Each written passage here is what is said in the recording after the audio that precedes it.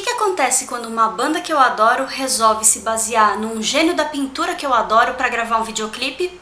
Vídeo nesse canal, é claro!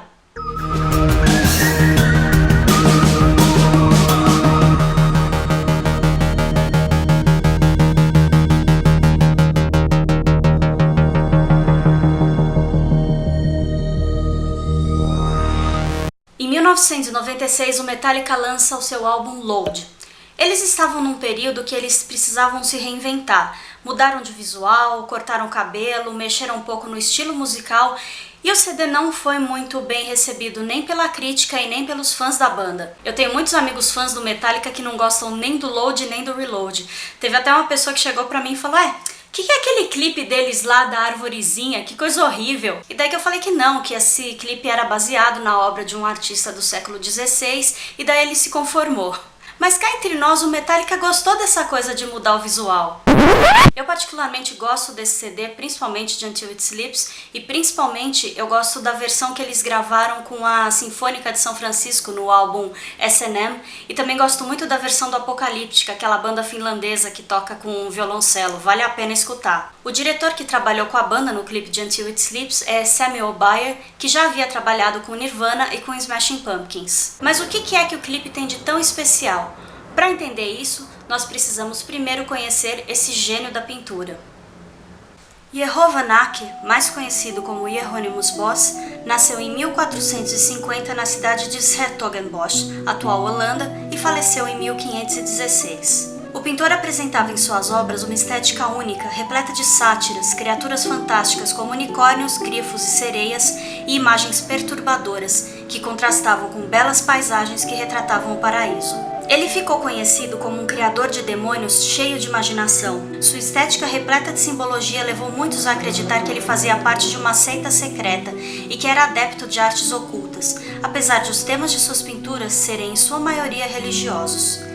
É difícil estabelecer uma cronologia exata ao seu trabalho, pois das 40 telas atribuídas a ele, apenas 7 têm assinatura e nenhuma é datada. Há poucas informações sobre a vida do pintor. O que se sabe é que seu filho e neto também se tornaram artistas. Além de tela, ele também pintava retábulos e vitrais. As obras atribuídas ao pintor estão em exposição em locais como Lisboa, Londres, Madrid, Viena e Bruges. Em 2016, uma exposição especial reuniu todas elas em sua cidade natal. Quanto mais eu estudo os quadros dele, mais eu fico impressionada com a sua criatividade, seu talento e principalmente o seu detalhismo. É necessário ficar muito tempo olhando para as obras dele a ponto de conseguir captar todos os detalhes que ele conseguiu colocar em só uma tela. Algumas fontes dizem que ele era um moralista temente a Deus, mas sinceramente eu acho que ele era um homem extremamente sarcástico. Você desagradou a Deus? Como castigo vamos tatuar uma partitura na sua bunda? E assim nasceu a nota marrom. No clipe é possível reconhecer diversas cenas e diversos personagens retratados nas obras do artista. Eu vou aqui comentar exclusivamente sobre a obra dele, não vou falar sobre o boa de plumas do Lars Ulrich.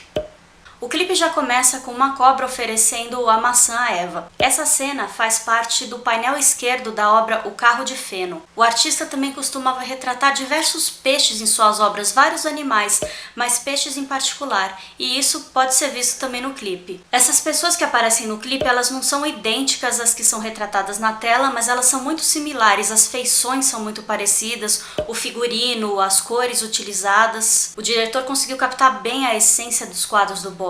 Nessa cena temos o guitarrista Kirk Hammett sendo crucificado. Essa cena é uma alusão ao quadro A Crucificação de Santa Júlia. Então nós temos o vocalista James Hetfield preso por esses espinhos, por esses galhos espinhosos. É possível ver uma mulher presa por eles na obra O Jardim das Delícias e ele também presente no painel do centro, além de também estar presente no quadro de São Jerônimo. O clipe também retrata uma mulher vestida de árvore pintada de vermelho e vários diabos vermelhos também. Esses mesmos diabos estão presentes na obra A Tentação de Santo Antônio. Aqui nós temos o que parece ser uma espécie de minotauro, uma criatura antropozoomórfica, metade humana, metade animal, o que ele também retratava em algumas de suas obras. Esse aqui é um dos personagens que mais aparecem no clipe.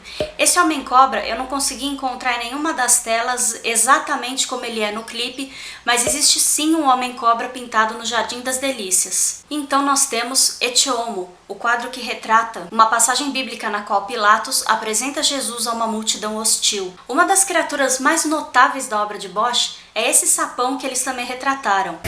Ai, que susto! Nossa, que sapão!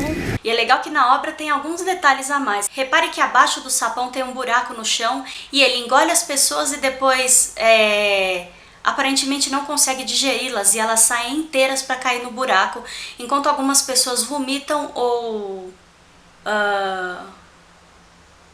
defecam moedas.